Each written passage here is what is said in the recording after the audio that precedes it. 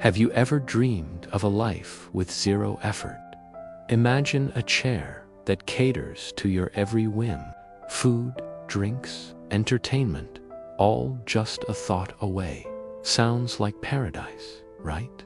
Well, meet Caspian, a man who lived that dream and whose story serves as a chilling warning about the true cost of ultimate comfort. Caspian was, without a doubt, the laziest man of the century. His life goal was simple: to do absolutely nothing. And one day, he found his holy grail, a plush, antique armchair that wasn't just furniture, it was a magical servant. By simply thinking, "I'm thirsty," a cold drink would materialize in his hand. "I'm bored," and the TV would switch to his favorite movie.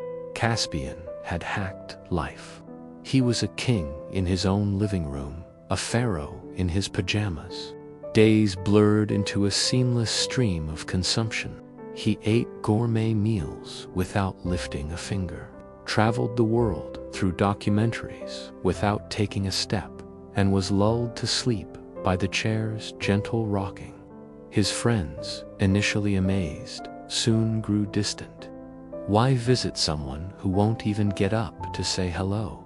But Caspian didn't care. He had his throne. He had his perfect, effortless life. But perfection has a price, and Caspian was about to pay it in installments. The first bill came due in his own body. Weeks turned into months, and months into a year spent in the embrace of his self-serving armchair. His legs, once strong enough for hiking, became limp appendages. His arms, which used to lift weights, could barely lift a cup without the chair's help. One day, he tried to stand up just to stretch. A searing pain shot through his joints, and his atrophied muscles screamed in protest. He collapsed back into the cushions, panting, a prisoner in his own weakening body. Even the simple act of shifting his weight became a monumental, agonizing task. His body wasn't just resting, it was decaying. The physical decline was just the beginning. The second payment was drawn from his mind. Caspian used to be sharp, witty, a man who loved a good debate and could solve complex puzzles. Now, his thoughts circled a shallow drain of simple desires: food, drink, sleep, repeat. His once vibrant imagination, which dreamed of writing novels and composing music, now only focused on what to consume next.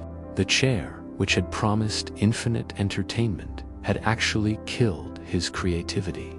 He was no longer a creator, merely a consumer. The loneliness was the worst part.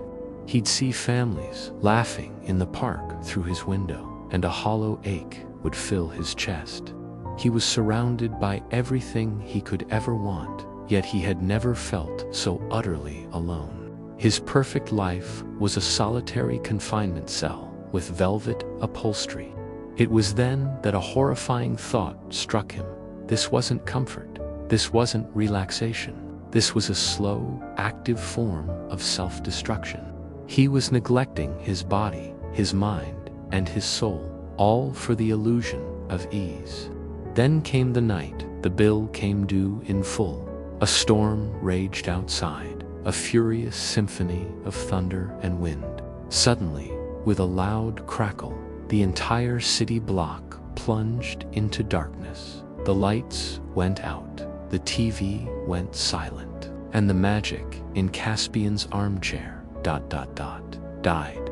For a moment, he just sat there in the pitch black, confused. He thought, light, but nothing happened. "I'm cold, I need a blanket," but only silence answered. Panic, a feeling he hadn't experienced in years, clawed its way up his throat. He was completely, utterly helpless. He needed a flashlight, but he had no idea where one was.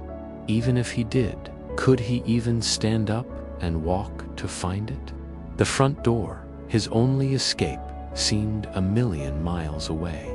His phone buzzed on a table just out of reach. A call from a company offering him his dream job, a position he'd applied 4 years ago before the chair. He watched the screen light up, then go dark, unable to move, unable to answer. The opportunity of a lifetime gone.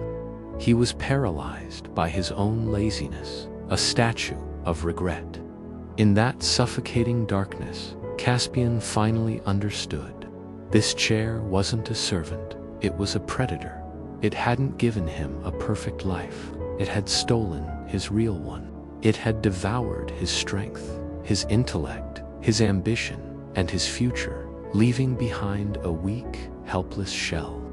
When dawn finally broke, casting a sliver of light into the room, Caspian managed to crawl his way to a mirror. He didn't recognize the pale, bloated man staring back. His eyes were dull, his face a mask of despair. The reflection wasn't a king. It was a prisoner looking out from a luxurious, self-imposed jail cell. That was the moment everything changed. The pain of his atrophied muscles was nothing compared to the agony of his wasted potential. With a resolve he hadn't felt in years, Caspian made a decision. It took him an entire day of excruciating effort, but he managed to get out of the chair, post an online ad, and sell it to a collector who saw it as a mere curiosity. The moment it was gone, the house felt empty. But for the first time, Caspian felt free. He started small, a single push-up that left him breathless, a walk to the end of the driveway that felt like a marathon. He relearned how to cook, how to clean, how to live. Every sore muscle, every drop of sweat was a victory. He discovered a profound truth. The struggle wasn't the obstacle, it was the point. Effort wasn't a burden.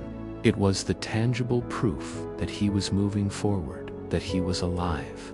So, let me ask you, what is your armchair? Is it endless scrolling on your phone, binge-watching series after series?